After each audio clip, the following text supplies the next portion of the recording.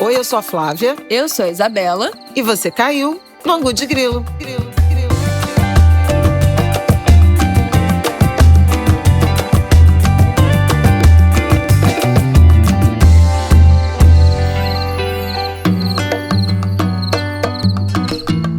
Oi, Angulers! Boa terça-feira pra vocês! Como vocês estão? Como você está, Flávia, nessa terça? Feriadão. Pô, tá mó chuva, né? Não, Rio de Janeiro acabou. Não para de chover. Nem a música do Kiko Zambianchi. Só chove, chove, chove. Total. E chove, chove. Deprê total esse Rio de Janeiro. Parece que outubro só fez 4 ou 6 dias de sol, né? Uma coisa horrorosa. Não sei o que tá acontecendo. Bom, eu sei o que está acontecendo. Aquecimento global. E aí, direto ou indiretamente, vamos falar desse assunto. No nosso primeiro bloco, vamos falar da COP26, que vai acontecer na Escócia. Começa quando, Flaviol? Hoje. É hoje. É hoje. É de 1º a 12 de novembro, gente. Hoje, no caso, que a gente está gravando. Tem as reuniões preparatórias, tem um monte de conferências envolvendo também sociedade civil, empresariado e chefes de Estado. O nosso presidente da República não comparecerá. Pois é isso que nós vamos falar. Aguarde o seu comentário. E também vamos falar dos acontecimentos no G20. E também vamos falar sobre os acontecimentos, presença de Bolsonaro no G20, que já foi, obviamente, mais um mico com agressão a jornalistas, agressões físicas. Não dá pra gente passar batido por isso. No nosso segundo bloco, nós temos uma novidade essa semana, que hoje, nos próximos 3 Angus de Grilo, a gente vai ter um bloco por episódio oferecido por Facebook e Feira Preta. A Feira Preta esse ano está completando 20 anos, então são 2 décadas de fomento a empreendedores negros, fortalecimento da identidade e da cultura afro-brasileira. Para comemorar, a Feira Preta se juntou com o Facebook e o Angus de Grilo chegou junto nessa parceria. Até o fim de novembro, a gente vai elencar aqui 20 temas, assuntos, acontecimentos que foram relevantes para a luta negra nos últimos 20 anos. Esse papo vai se dividir entre o nosso Angus de Grilo podcast aqui de toda terça-feira e o Instagram do nosso Angus de Grilo, @AngusDeGrilo. Então a gente vai explicar melhor lá no segundo bloco, mas para abrir os trabalhos, hoje a gente vai falar sobre os 20 anos da Feira Preta e também os 20 anos da Conferência de Durban, que abriu as portas para as políticas de ação afirmativa, principalmente no ensino superior. Então, Facebook e Feira Preta de mãos dadas com o futuro preto. No nosso terceiro bloco, a gente vai falar sobre o Dia de Finados. Esse Angus de Grilo sai exatamente no dia 2, então a gente vai fazer um bloco falando, pensando o que a gente acha sobre a morte. Um assunto que esteve tão presente nesse nosso ano e meio de pandemia, que devastou o Brasil e o mundo, mas o Brasil especialmente. Então acho que é justo a gente fazer um bloco aqui falando sobre morte, sobre perda, como é que a gente lida com isso. Vamos? Então vamos. Vamos começar então com o nosso papo primeiro sobre G20 e depois a gente fala da COP que está começando agora. G20 é o grupo das 20 nações mais ricas, digamos assim, do mundo, claro que inclui o G7, os países mais industrializados, e inclui alguns dos emergentes, entre eles Brasil, China, Rússia. Eles fizeram uma reunião na Itália há dias, às vésperas da COP26, que é a Conferência do Clima da ONU. A COP26 é uma revisão, do Acordo de Paris para tentar um consenso em relação à redução de emissões, o enfrentamento aí à emergência climática.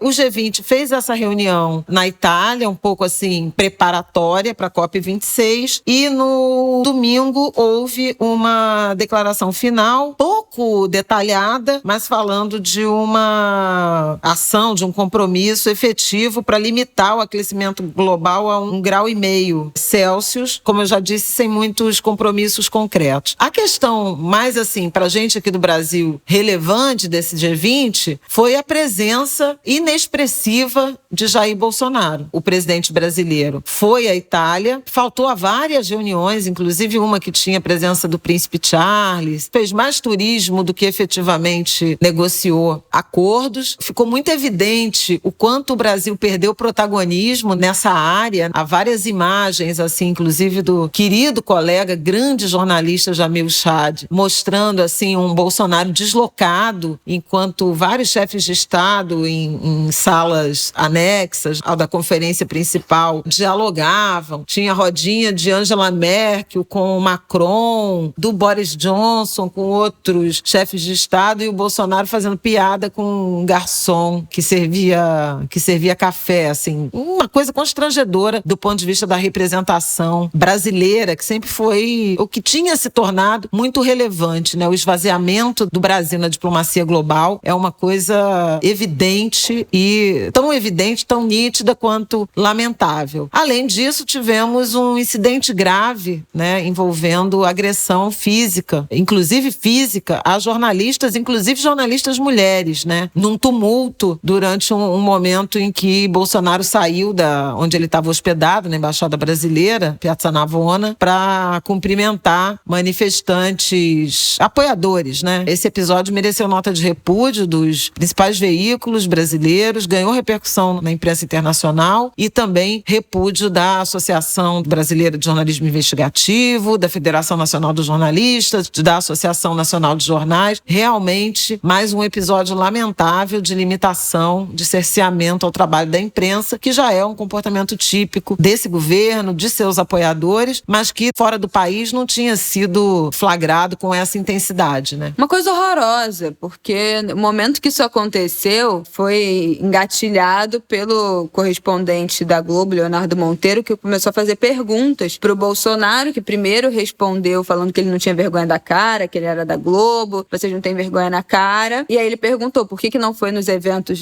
de manhã do G20, foi empurrado por um segurança, e aí questionou, tipo, tá maluco? Que você tá me empurrando? O repórter Jamil Chad, do UOL, filmou a violência contra esses colegas para tentar identificar o agressor, mas o segurança empurrou ele, agarrou ele pelo braço e levou o celular. E dentro dessa história, na hora que o Leonardo questionou, ele tomou um soco no estômago, além de ser empurrado, né, pelo segurança, tomou um soco no estômago, e o outro colega, Jamil, do UOL, teve o braço agarrado e torcido e seu celular foi levado. O Jamil ontem mesmo postou que foi na delegacia, fez um boletim de ocorrência do acontecido, uma coisa inacreditável. Horas antes, a repórter Ana Estela, da Folha de São Paulo, também foi empurrada 3 vezes por um agente de segurança também, que não quis se identificar, empurrou dizendo que ela tinha que se afastar do local, mas ela estava num local público. Então, assim, uma coisa horrorosa, gente. Liberdade nenhuma de imprensa, né, dos jornalistas exercerem o próprio trabalho com qualidade, e eu acho que a gente pode dizer que isso é uma coisa que não se via depois da redemocratização, né? Pelo amor de Deus, a gente não está acostumado com jornalistas serem agredidos e maltratados assim institucionalmente, não por apoiadores, né? Não são os fanáticos, não é a militância, não são os filiados a algum partido, não, é institucional, né? São o próprio presidente, pelas pessoas que têm algum cargo oficial, pelas forças de segurança. Então, é muito bizarro, muito triste e muito sério presenciar, né, esse momento da história em que essas agressões à imprensa voltam a ser uma conduta institucional do governo federal. É muito doido. É, absolutamente lamentável. Agora, também tem uma correlação com a falta de condições de o presidente da República dar explicações objetivas sobre os problemas brasileiros. O Bolsa Família foi destruído e o auxílio emergencial chega ao fim, sem que tenha dotação orçamentária, regramento, legislação aprovada para implementação do programa eleitoral Auxílio Brasil, do presidente da República. A gente tem aí uma inflação fora de controle. O Banco Central já elevou os juros em mais 1,5 ponto percentual. A taxa básica de juros já está em 7,75% ao ano. No Brasil, deve chegar a 9,25% na virada desse ano. E os economistas já estão prevendo juros básicos de 2 dígitos no ano que vem para tentar derrubar a inflação, jogar a inflação para baixo. Os combustíveis não param de subir, tanto em razão da alta do preço do petróleo no mercado internacional, o petróleo está no maior nível em 3 anos, quanto da alta do dólar, que tem a ver com as assimetrias, com os desequilíbrios da economia brasileira. O dólar terminou outubro a R$ 5,64, cotação comercial. No Boletim Focus de hoje, as projeções de hoje, segunda-feira, 1º de novembro, né? O Boletim Focus é um relatório que o Banco Central divulga toda semana com um consolidado de estimativas do mercado financeiro, de instituições financeiras, de empresas de consultoria sobre a economia brasileira. A projeção para o IPCA passou de 9% pela primeira vez, IPCA que é o índice oficial de inflação. A estimativa para o dólar está em 5,50 na virada do ano, então uma desvalorização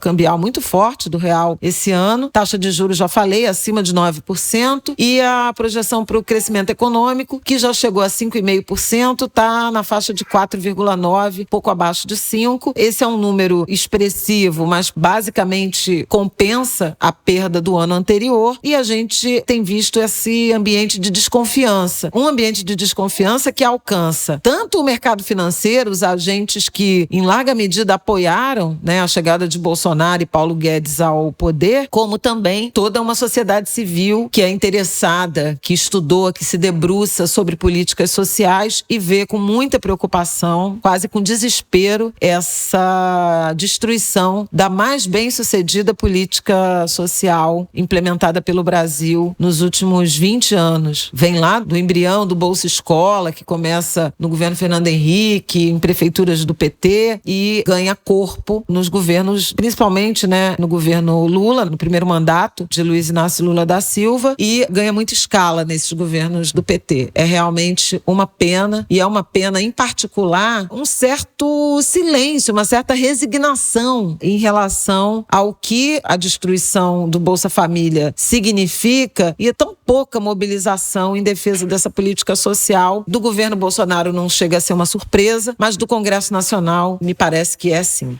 Eu tô muito passada, isso que você falou dessa resignação, eu tô passada. Como é que termina uma coisa assim? Com essa facilidade, o programa tão bem fundamentado como o Bolsa Família, como é que acaba e acabou? Acaba e acabou. Eu não vi grandes jatos de tentativa de resistência dos nossos congressistas, que com certeza estão achando isso absurdo. Não sei o que aconteceu, mas é lamentável, gente. Eu acho que vocês devem ter acompanhado que as redes sociais foram invadidas, né, nos últimos dias por relatos, inclusive pessoais, de pessoas que foram beneficiárias do Bolsa Família e dando esse relato em primeira pessoa de como o benefício foi importante para a família conseguir comer, conseguir comprar o mínimo de material para ir para a escola, para conseguir manter, comprar o que vestir, ter o que vestir, né, para além do alimento. Então, muito triste acompanhar esses relatos e ver que, sabe como e se outras famílias terão essa oportunidade de ter essa complementação de renda que é tão necessária, especialmente nesse momento em que a gente está falando de 20 milhões de brasileiros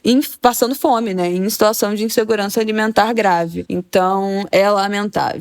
É muito grave, e o Bolsa Família estava alcançando, né, nesse momento aí, 14 milhões e 600 mil famílias. O Auxílio Brasil, que foi anunciado pelo governo, seria de um alcance de até 17 milhões de famílias em dezembro. Foi isso que o ministro anunciou, mas a gente precisa lembrar que o auxílio emergencial ele estava cobrindo mais de 30 milhões, né? Chegou a 39, né, nessa reedição de 2021, estava na faixa de 34, então a gente está falando aí de praticamente 20 milhões, talvez mais, de brasileiros que vão ficar sem auxílio emergencial, né? Além da indefinição sobre o Bolsa Família, há também um número grande de brasileiros, milhões deles, que vão ficar sem o auxílio emergencial, porque a cobertura do novo programa não inclui toda a base do auxílio atual. Então, assim, uma situação social gravíssima que eu acho que está pouco enfatizada num noticiário que tem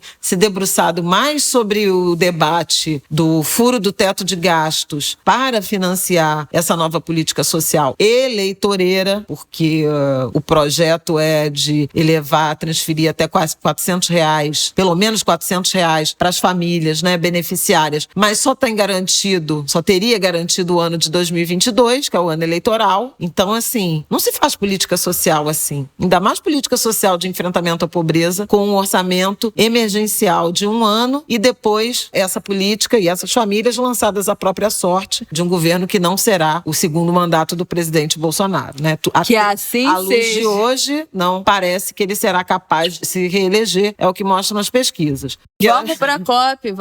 Que a gente deu uma volta. É porque eu tinha esquecido dessa história do Bolsa Família. A gente ficou pensando o que a gente falaria nesse ângulo de hoje, eu esqueci que tinha acontecido essa oficialização do fim, que é revoltante. Pois é, para não falar. Ele chegou ao fim agora, né, no mês de outubro, quando completou, no dia 20 de outubro, 18 anos da lei que instituiu o Bolsa Família, quando foi abatido na maioridade. Diz muito sobre o Brasil, inclusive. Pois é, e um Brasil que extermina jovens mesmo, né?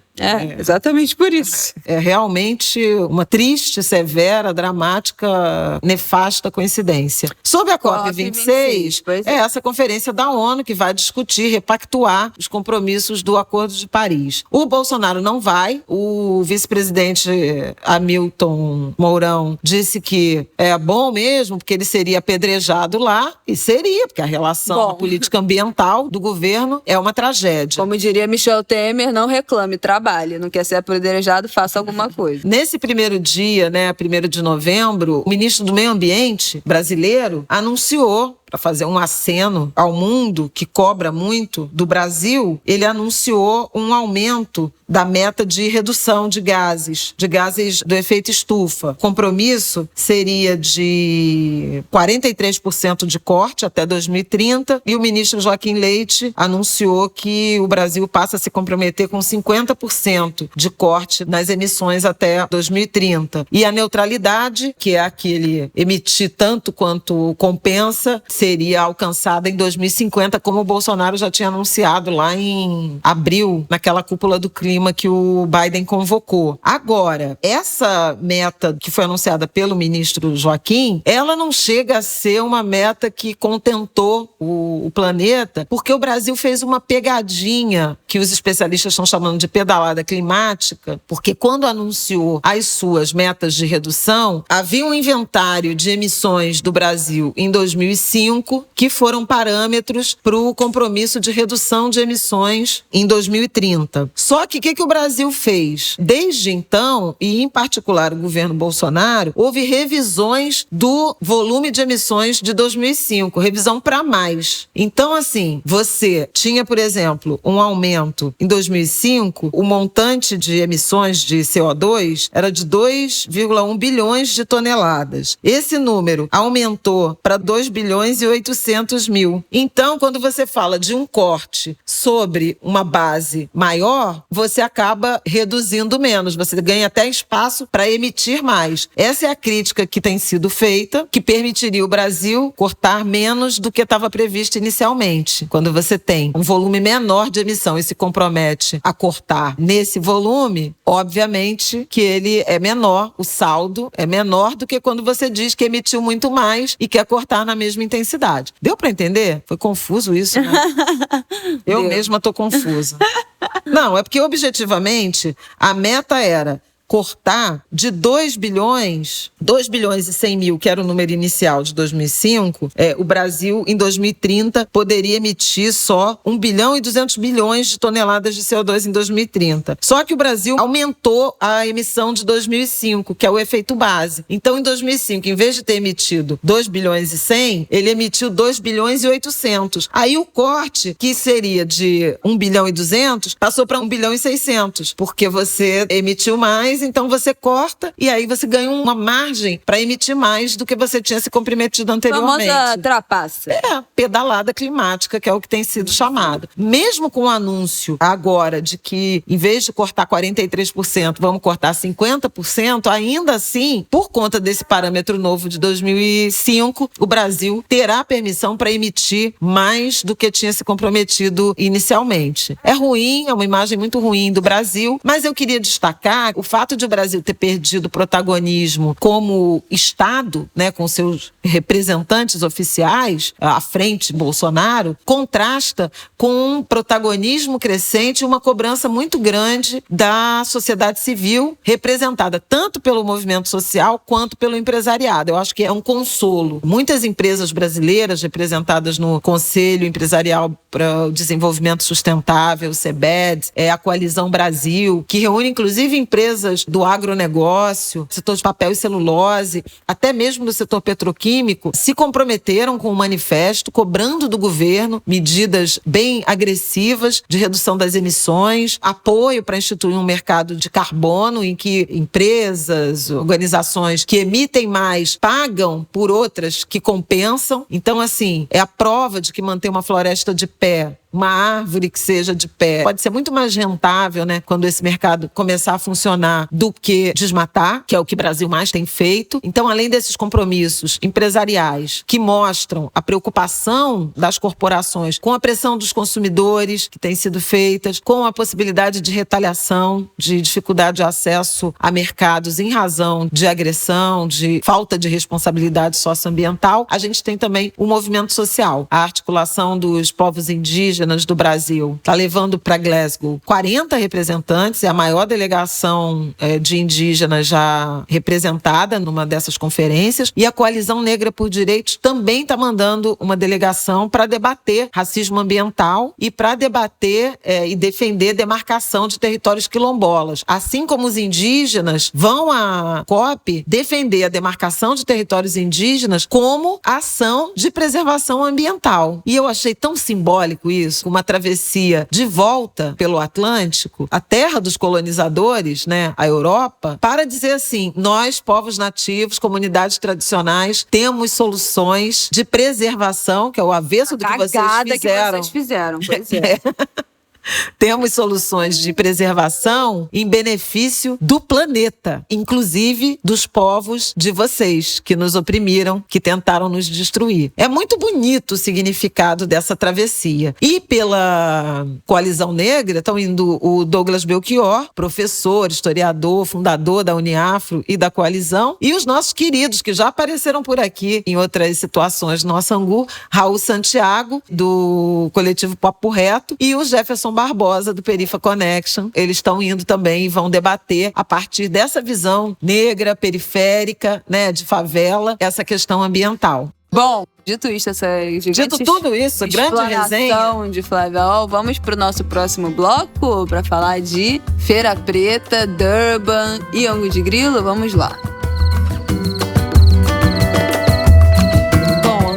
Vamos para o nosso segundo bloco desse episódio de hoje e para nossa novidade, né? Esse ano, eu vou explicar mais para frente como é que vai se desenrolar essa nossa novidade aqui no Angu de Grilo nesse mês de novembro, mas esse ano a Feira Preta está completando 20 anos. Nós já falamos aqui da Feira no Angu várias vezes, com nossa certeza. Querida Adriana Barbosa. Exatamente, é a fundadora. É o maior evento de cultura e empreendedorismo negro da América Latina, que reúne empreendedores negros de várias áreas: moda, música, gastronomia, audiovisual, design, tecnologia. A fundadora é a Adriana Barbosa, que também já foi citada aqui no Angu de Grilo. Vai falar nesse bloco aqui com a gente um pouquinho sobre a história da Feira Preta. E esse ano, nessa comemoração, a feira se juntou com o Facebook. Vai ter uma programação muito extensa de 20 dias de programação 100% online, com transmissão no Facebook e Instagram, de show, palestra, workshop e a tradicional feira mesmo dos empreendedores vendendo seus produtos. Já temos atrações confirmadas até o momento, que vai ter show de Péricles, Lineker, Tashi Trace e Afrocidade. Amo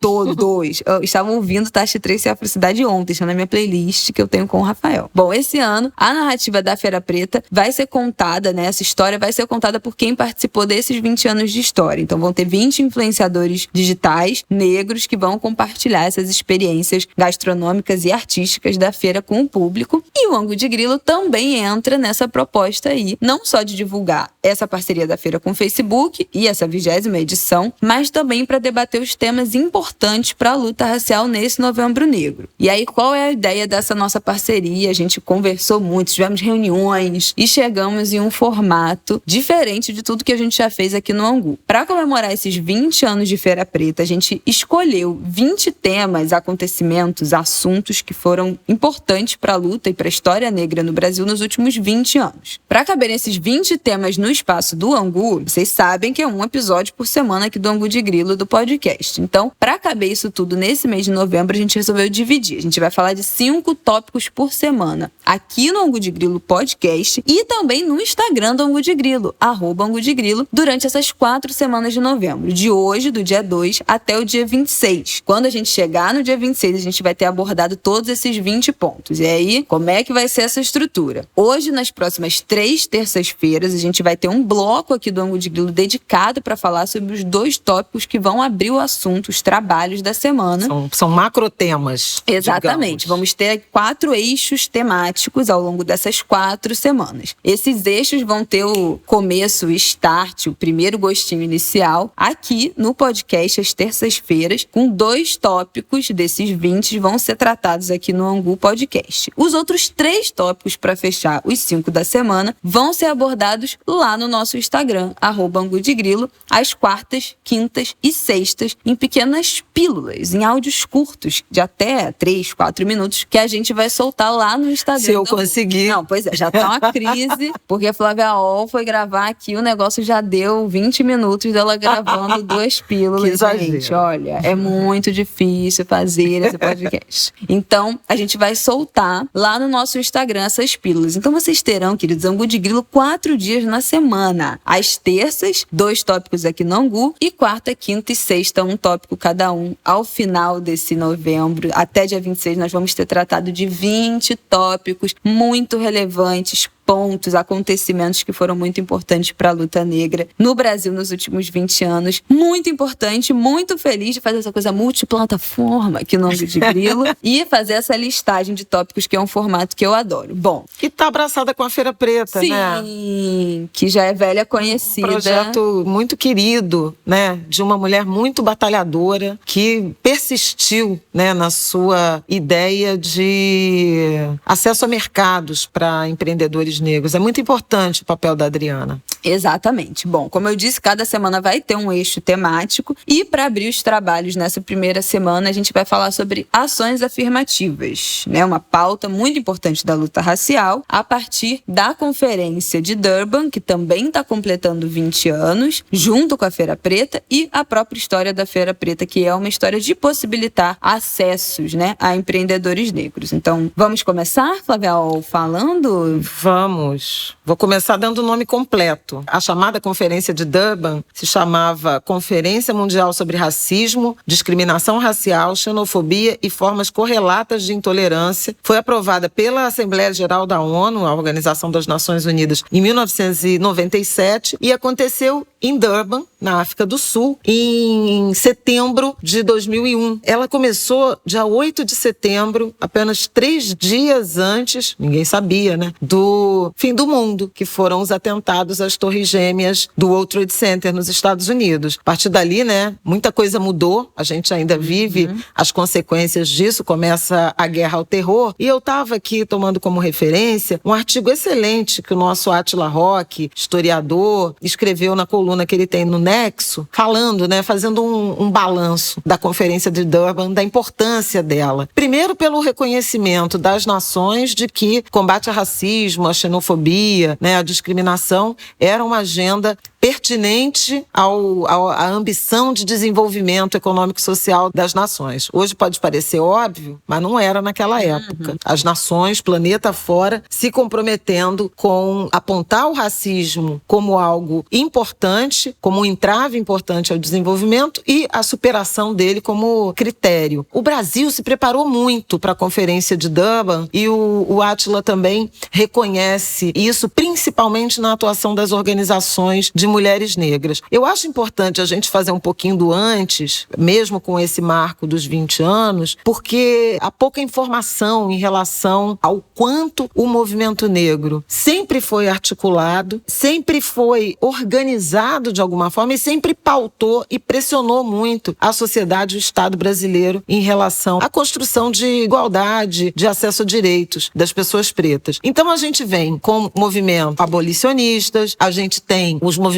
movimentos de arcabouço legal, que, por exemplo, levaram à criminalização do racismo, da discriminação racial. A gente tem, a partir da redemocratização, a criação de várias organizações do movimento negro. Antes disso, a gente tem a Frente Negra Nacional nos anos 40. Nos anos 70, ainda com a ditadura, o movimento negro unificado. A partir da redemocratização, muitas organizações, principalmente organizações de mulheres, os grandes exemplos são Guelé 10 e Crioula, que eu destacaria aqui. O CERT também, né, que tem Cida Bento. Não por acaso a gente está falando aí das organizações que tem à frente Sueli Carneiro, Maria Aparecida Bento, a Cida Bento e a Jurema Werneck com Lúcia Xavier, que fundaram Crioula. E participaram muito intensamente da agenda, da pressão, da denúncia das desigualdades e das medidas de enfrentamento. Ao mesmo tempo, o governo brasileiro, na época o presidente era Fernando Henrique Cardoso, também se engajou em preparação para Durban, e o IPEA foi o órgão encarregado de produzir informações sobre esse tema, sobre desigualdades de todo nível, mas sobretudo desigualdades raciais no Brasil. Tem um livro de 2001 importantíssimo, com vários papers do IPEA, Desigualdade no Brasil, que é um marco. E daquele momento em diante, a gente vê a intensificação da produção de estatísticas, de informações do ponto de vista das desigualdades e das assimetrias étnico-raciais. Não preciso nem dizer, e vocês que já ouvem o Angu sabem o quanto eu particularmente valorizo e acho que é preciso valorizar esse arcabouço de informação. Milito pelo censo, pelas pesquisas do IBGE, pela informação por pesquisas, estudos e informações de qualidade. Essa é uma luta grande do movimento negro, porque se você não conhece o seu povo, se você não conhece as assimetrias, se você não mede essas distâncias, essas diferenças, obviamente é muito mais difícil combatê-las. E eu também quis trazer, e comentei isso com a Isabela, da gente falar de Durban nesse primeiro, porque Durban também pavimenta, né, o início, a gênese, né, das políticas de ação afirmativa, principalmente, né, sobretudo, de acesso por cotas à universidade. É ali o governo brasileiro reconhece o racismo, reconhece que há esse desafio de superação das desigualdades étnico-raciais, e é a partir daí que começa a se pavimentar o caminho das ações afirmativas, em particular o sistema de cotas na universidade. Esse assunto vai ser tema de uma das nossas pílulas, que a Isabela já mencionou. Vão ser mais 3 inserções ao longo da semana, quarta, quinta e sexta dessa semana, e a primeira delas vai tratar do sistema de cotas. Também, não por acaso, a Feira Preta está completando 20 anos. Então veja como tem uma efervescência nesse caldo, uma reflexão, uma preparação para essa conferência a partir de experiências históricas, né, de reivindicação, de organização do movimento negro, e ao mesmo tempo um cenário de transformação, de crescente protagonismo de pessoas negras, de artistas negros, de empreendedores negros e negras, caso da Adriana Barbosa, da Feira Preta. Exatamente. A Feira Preta está fazendo 20 anos e o evento começou quando a Adriana montou um brechó com uma amiga dela. Elas vendiam em feiras de empreendedores por São Paulo, e aí elas começaram a perceber que esses ambientes, essas feiras que elas vendiam, eram basicamente feitas, né? Quem fundava, quem coordenava eram pessoas brancas. Então, tinha uma falta de identificação com a coordenação desses eventos, com o público, com os outros vendedores. Eram espaços totalmente embranquecidos, e aí veio nela a vontade de ter um ambiente, um espaço que gerasse mais identificação com o que elas estavam vendendo, com elas como empreendedoras, com o público que estava comprando. Com protagonismo, né? De não ter os negros só como funcionários, apoio, serviço, clientela, mas sem o protagonismo de ser um empreendedor, de ser um empresário. Exatamente. Né? É muito interessante. Veja como essas ideias, elas vão surgindo, amadurecendo, e é curioso, num momento oportuno, né? No tempo. Exatamente. Então a ideia era juntar, além dos produtos, da roupa ou da comida, mas também que reunisse a cultura, falasse da estética afro, todos os serviços que girassem em torno da cultura afro-brasileira, da cultura negra. Desde então, já foram 19 edições, né? A 20ª começa agora nesse 20 de novembro. Já passaram mais de 200 mil pessoas pela Feira Preta, 3 mil artistas, 1.800 empreendedores. Já foram deu mais de 6.500.000 reais em vendas de produtos e serviços de afroempreendedores. Essa edição vão ter mais de 70 atividades que vão falar de negócio, afeto, cuidado, arte, gastronomia, muitos assuntos. E a gente falou com a Adriana, principalmente, óbvio, sobre a história, né, da feira. Ela contou pra gente essa história desse começo que eu acabei de contar aqui pra vocês, mas ela contextualizou pra gente também um pouco de como é que era o ambiente nesse momento em que a Feira Preta nasceu. Como é que era a organização do movimento negro, o que estava acontecendo na música, o que estava acontecendo no audiovisual, qual foi esse momento de inspiração que deu esse gatilho, né, pra ela começar a apostar nesse projeto. Como é que era, o que estava acontecendo naquela época, e aí ela contextualizou um pouquinho aqui pra gente.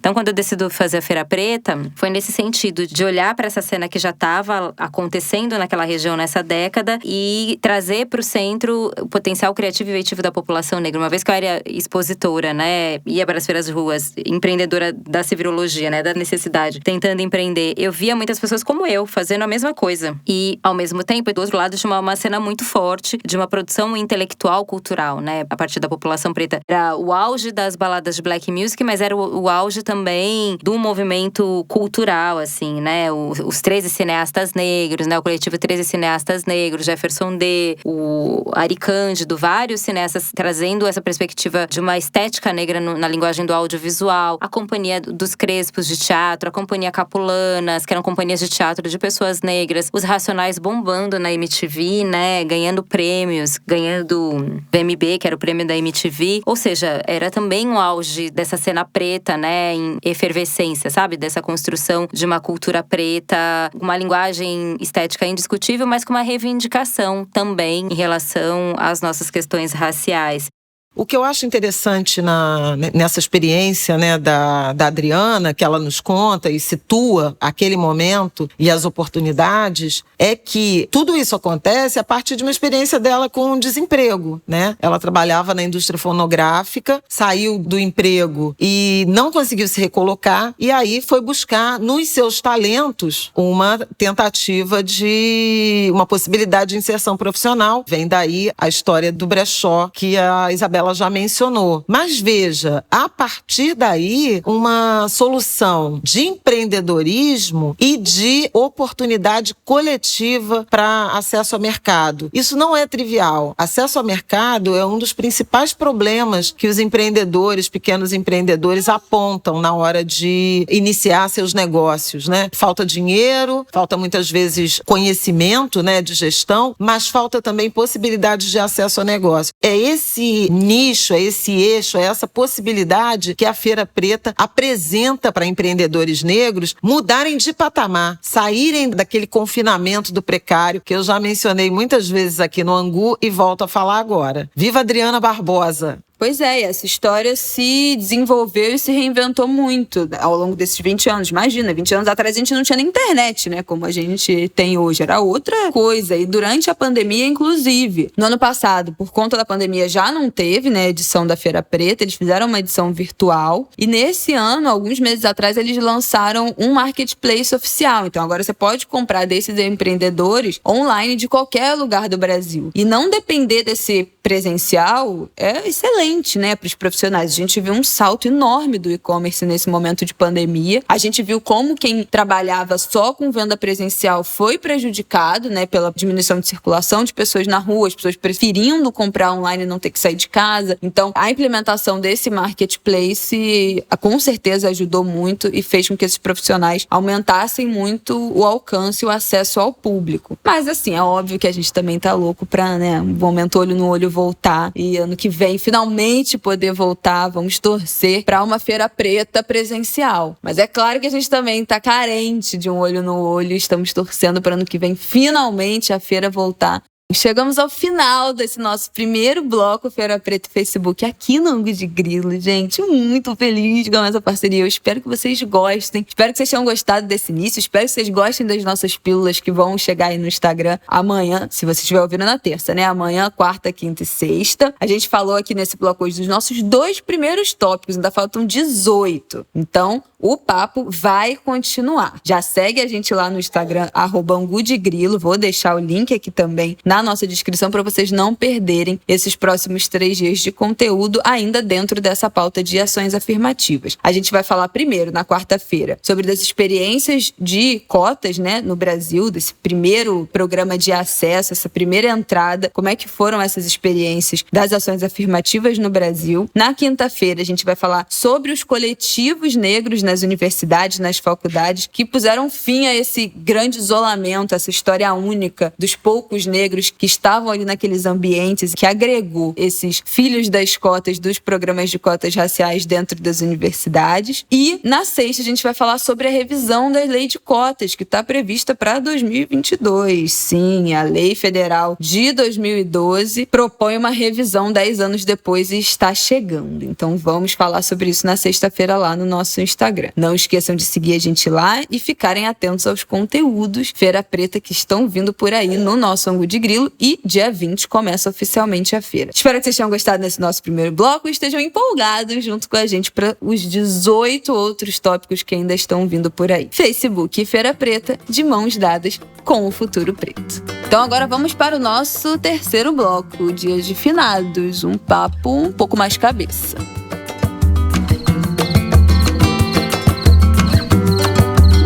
Esse foi uma ideia que surgiu de última hora, a gente falar sobre Dia de Finados. No último ano a gente acumulou, né, muitas perdas pela Covid, principalmente, mas não só. E aí as perdas foram muito potencializadas por esse 1 ano e meio de afastamento, né? Pessoas que morreram por outras doenças ou subitamente, mas que a gente já estava afastado, que a gente já não tinha visto, que a gente já estava com saudade. Aliás, perdemos nessa segunda-feira o grande pianista Nelson Freire, um dos grandes, maiores do mundo, morreu aqui no Rio de Janeiro. E na semana que passou, o maestro Letieres Leite, também uma... E Gilberto Braga, né? No fim da semana passada. Gilberto Braga também, aos 75 anos, o grande autor de novelas. Nossa, um luto que não acaba. Não acaba. E agravado por esse distanciamento, né? Essa sensação de que não deu para viver últimos momentos, que não deu para se despedir adequadamente, que o último ano de vida dessas pessoas foi apartada, né, da convivência por conta dessa pandemia. Então também fica um buraco muito grande por esse afastamento, tanto para as pessoas que foram vítimas da Covid, quanto pelas que não foram. Acho que o que eu queria dizer sobre morte, né, é um assunto que a gente já tratou aqui no contexto da pandemia. A gente teve um episódio, acho que 36, talvez. Nossa, tem tanto tempo assim? Tem muito tempo. Episódio chamado Questão de Fé, que a gente falou sobre a morte, sobre a religiosidade. Nosso processo de luto da pandemia. Foi ainda ali nos primeiros meses da pandemia. E a gente falava sobre qual era a nossa compreensão espiritual de várias religiões, desse momento que a gente estava vivendo, não só desse processo, né, de ficar enclausurado, mas também desse começo de uma avalanche de perdas, que a gente entrevistou representantes do judaísmo, do budismo, do candomblé, da umbanda, evangélicos, católicos.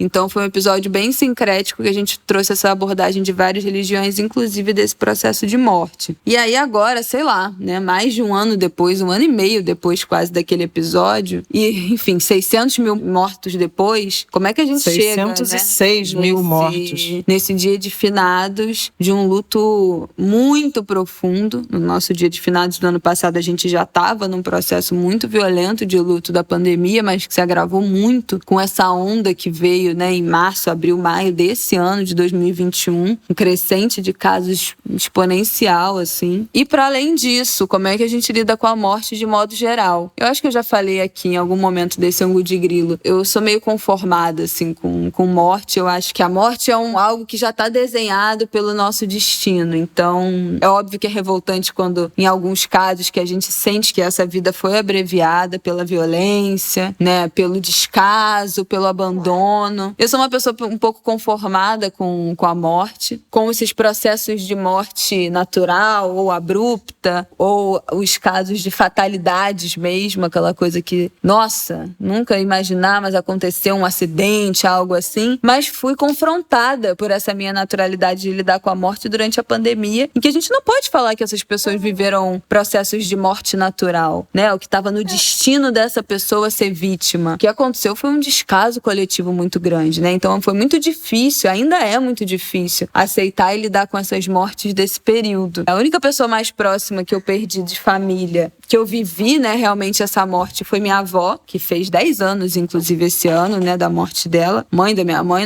minha avó materna, que usava a expressão ângulo de grilo, que cunhou, sem saber o nome desse podcast. E foi o contato mais próximo que eu tive com a morte, com perder alguém próximo. Na época eu não soube lidar, foi horrível, não vivi esse luto, acho que não vivi até hoje, talvez. Mas eu acho que essa experiência foi para outro lugar, me colocou em outro lugar nessa compreensão da morte e ressignificou já, eu acho, depois de 10 anos. Eu acho que a gente fala e lembra da minha avó o tempo todo, não tem medo, não tem esse receio de falar dela, de trazer o nome dela, de lembrar dela, de invocar a presença dela, de sentir que ela tá próxima da gente. Eu acho que a gente ressignificou essa morte depois de algum tempo e não olhamos, pelo menos eu, assim, tanto com essa tristeza e essa melancolia do distanciamento que a morte traz, né? Essa sensação de que eu nunca mais vou falar, eu nunca mais vou me comunicar com essa pessoa. Eu não acredito muito nisso. Acho que a minha avó se comunica com a gente o tempo todo, às vezes até demais. E eu acho que essa experiência vai se transformando, né? E ao longo do tempo, agora com Martin também, outra camada desse pensar essa ausência. Como é que seria a minha avó agora bisavó? Ela bisavó seria uma pessoa que ela nunca foi. Eu vivo pensando nisso. Como é que seria? Minha avó era uma pessoa muito rígida, né? Muito, muito dura. E agora com um bisneto. Cara, eu não consigo imaginar como é que seria a transformação dessa mulher com um bisneto. Então, essas lacunas ficam. Mas não numa sensação que eu diria que é uma ausência absoluta, uma falta de contato e um abandono dos que ficaram. Acho que muito pelo contrário. Acho que ela se faz muito presente. E buscar esses sinais é uma coisa que eu sempre falo para quem perdeu alguém. Esteja atento aos sinais. As pessoas se comunicam. Bom, se você acreditar nisso, né? Eu também acho. Que é uma data, né? Uma referência de data de reflexão para essa que foi a guerra brasileira, né? A Covid, o relatório final da CPI também traz muito dessa sensação, né? Foi um massacre que não precisava ter acontecido. Foram muitas mortes evitáveis, dezenas de milhares, centenas até. As estimativas vão de 120 mil mortes a menos se tivéssemos tomado as medidas de distanciamento de uma forma coordenada, articulada nacionalmente. O presidente da República e o governo federal sempre sabotaram esse processo. 400 mil mortes a menos se a campanha de vacinação com escala tivesse começado no fim de 2020. Então fica aí uma revolta muito grande, principalmente dos que morreram sem ter a oportunidade de serem imunizados. Hoje a gente vê os estudos mostrando a vacina da Pfizer, que o governo tanto desprezou, como sendo de muita eficácia, inclusive agora até para crianças, já autorizada nos Estados Unidos, a aplicação em crianças de 5 a 11 anos. Então é realmente muito duro você ter a certeza de que muitas mortes, muitas pessoas que tiveram sua existência abreviadas poderiam estar aqui se não fosse a incompetência, a indiferença, a pulsão de morte que move Jair Bolsonaro e sua legião de apoiadores. Ainda hoje ele boicota a vacina. Ainda hoje desprezam isolamento,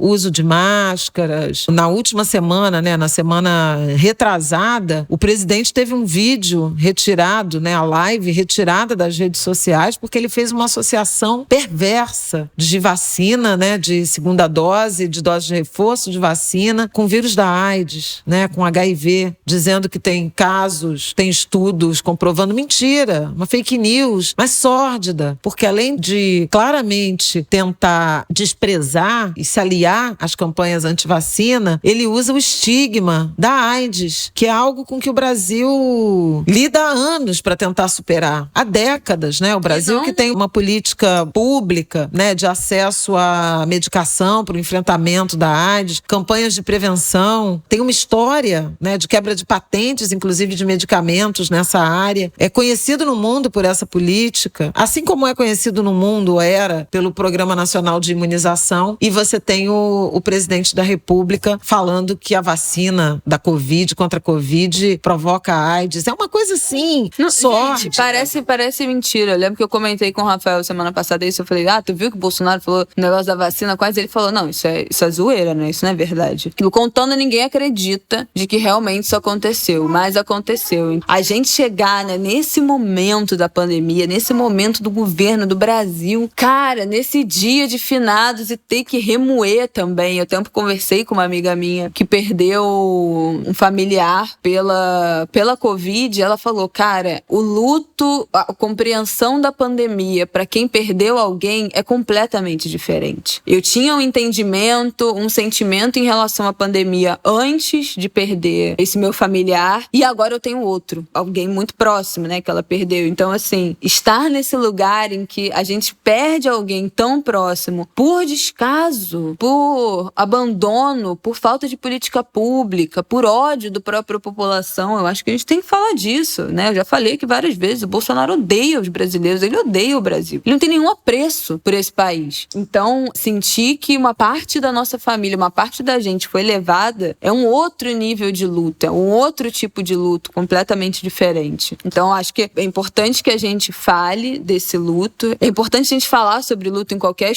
perspectiva, mas principalmente agora que a gente está vivendo esse momento de luto coletivo, né, da pandemia. Quero indicar um podcast chamado Finitudes, que é um podcast que fala sobre morte, sobre luto. São 2 jornalistas, o Renan Suquevicius e a Juliana Dantas, falando sobre morte, entrevistando pessoas, especialistas, pessoas que viveram várias formas de luto. Muito completo, é um arquivo muito completo sobre essa discussão de luto, sobre esses vários tipos de luto, de morte, sobre cuidados paliativos, enfim. Um trabalho de pesquisa deles também muito incrível sobre esse assunto. Acho importante que a gente fale sobre isso. E o que eu digo desse 2 de novembro, esse dia de finados? Eu não acho que tem como a gente passar ileso por esse dia. Tem pessoas que têm um significado religioso, né, dessa data, que trazem uma questão religiosa de se fechar, né, de se resguardar. Não é meu caso, religiosamente eu não trato dessa data dessa maneira, mas definitivamente eu escolho nesse dia. Eu acho que cabe uma reflexão sobre a pandemia, que é o que a gente está fazendo aqui, mas pessoalmente para honrar aqueles próximos de mim que foram, que no caso é minha avó, eu tomarei uma cerveja, ou uma batida, ou uma caipivódica, que caipirinha minha avó tomava, mas eu não gosto de cachaça. Então, enfim, beberei alguma coisa em homenagem à minha avó, que era uma pessoa que brindava muito pela vida, uma pessoa que era muito difícil de conviver, mas que era muito astral, muito pra cima, topava tudo, ia a todas as festas, aos eventos, aos 70 anos, ia tudo, circulava e dançava e cantava e bebia e viveu a vida até o último minuto, viveu principalmente a velhice, frequentando todo tipo de lugar, se divertindo e se permitindo ter uma vida mesmo ativa, né? Não se abateu pela idade e nem pela, enfim, questões outras de saúde que tenham aparecido, que nem eram muitas, ela era super saudável, morreu subitamente, mas jamais se abateu pela idade e por ser idosa, e inclusive seria grupo de risco e teria um comportamento de risco absoluto nessa pandemia. Duvido que ia ficar trancada dentro de casa nesse período. Mas é isso, escolho comemorar desse jeito, essa data, comemorar não, né? Marcar essa data desse jeito, lembrando da minha avó, mas num viés de comemoração pela vida que ela teve, pela morte que ela teve, né? Que condiz com ela, que tem tudo a ver com ela e que tá completando 10 anos. Fecha aí um ciclo de 10 anos, mas cada vez mais presente presente nos sinais que ela nos manda. E viva, né, na descendência, porque tá aí Martinico, que não nos deixa mentir. Mais um capricorniano, que nasceu, inclusive, bem perto do aniversário dela. Aliás, saiu da maternidade no dia do aniversário dela. Exatamente. Né? Então, começou sua vida, né, meu filho, externa, no dia do aniversário dela, 1º de janeiro. Então, muitos significados.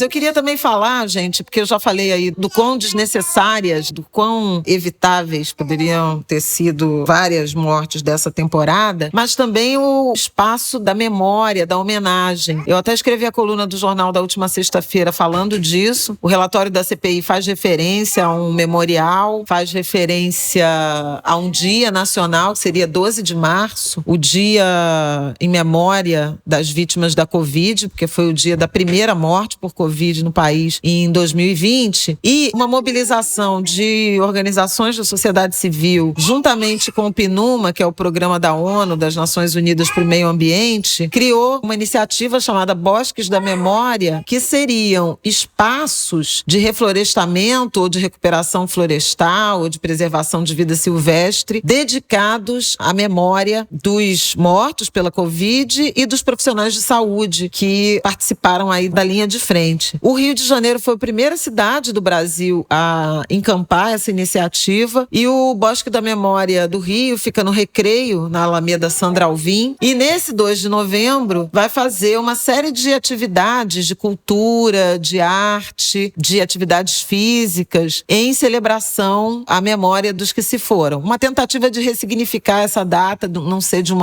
só de tristeza absoluta, e ser também de atividade, de união, de encontros coletivos. Tem 17 estados brasileiros que já estão se engajando nesse tipo de iniciativa. Aqui funcionou assim: a Fundação Parques e Jardins, que é ligada à Secretaria Municipal do Meio Ambiente, designou qual é a vegetação que deve ser plantada nessa região, e as famílias de vítimas se comprometeram a comprar as mudas. Já foram plantadas 178 mudas, cada uma dessas árvores, tem ipê, tem árvores frutíferas, tem pau-brasil, é uma lista grande. Cada uma dessas árvores já plantadas, elas ganham uma placa com o nome da pessoa homenageada, e dali é um espaço de preservação da natureza, de homenagem, de perpetuação dessas pessoas. Eu falei na semana passada com o secretário de Meio Ambiente, e ele disse que o Rio vai ter mais 2 bosques da memória: Parque Jericinó, entre Anchieta, na região de Anchieta e Ricardo de Albuquerque, e um módulo no Parque Madureira. Então eu acho importante. O Brasil é muito acostumado a soterrar suas tragédias, a esquecer, a não registrar o seu passado, e acho relevante que essa iniciativa traga, né, para a memória e para a convivência da gente com essas vidas que foram perdidas pela Covid. E também na linha de memória, o Conselho Universitário da UFRJ concedeu o título de doutor honoris causa em memória, né, a Maria Beatriz Nascimento. A Beatriz Nascimento, historiadora, professora, ativista, roteirista, uma referência do feminismo negro. Ela que morreu em 1995, aos 52 anos, uma morte precoce por feminicídio. Ela foi assassinada pelo companheiro de uma amiga a quem ela aconselhava que se separasse porque essa mulher sofria violência doméstica, e ela acabou assassinada por esse homem. E agora tem os seus saberes reconhecidos a partir da universidade, inclusive onde ela estava cursando mestrado quando foi assassinada. Ela fazia mestrado em comunicação, na Escola de Comunicação. Tinha o professor Muniz Sodré como orientador, assim como Dona Isabela também teve. Eu. E a homenagem foi pedida, né, pela ECO, pela Escola de Comunicação. Achei bonito. Ao mesmo tempo em que a gente retrocede em tantas coisas, a gente também avança no reconhecimento, na homenagem aos nossos. Queria falar também rapidamente do lançamento de Contos de Axé. Falar muito rápido.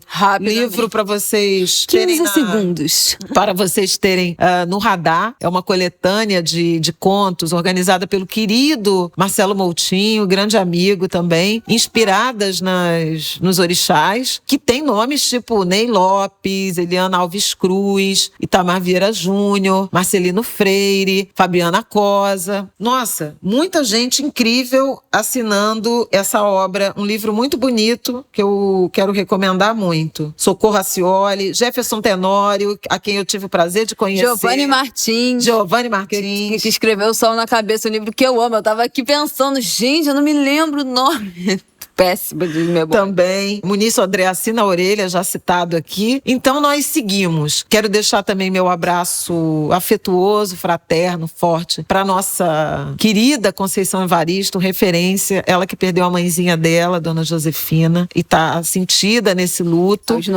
Às vésperas de completar 99 anos. Uma existência completa, vitoriosa, mas nosso carinho para Conceição e para todos os que perderam seus queridos. Eu não vou citar mais porque são muitas pessoas queridas que nós perdemos, que deixam saudade, mas que estarão vivas por lembradas. Semana que vem vamos falar de Marighella, que estreia essa semana nos cinemas, estreia dia 4 de novembro. Vão assistir. Vai me dar um Vale Night pra eu assistir com meu marido, pra comentar no Angu de Grilo. É trabalho, hein? É trabalho. Vai ter agora você falou que vai ser tema do Angu de Grilo. Fechou. Então vai ser obrigada a me dar um Vale Night.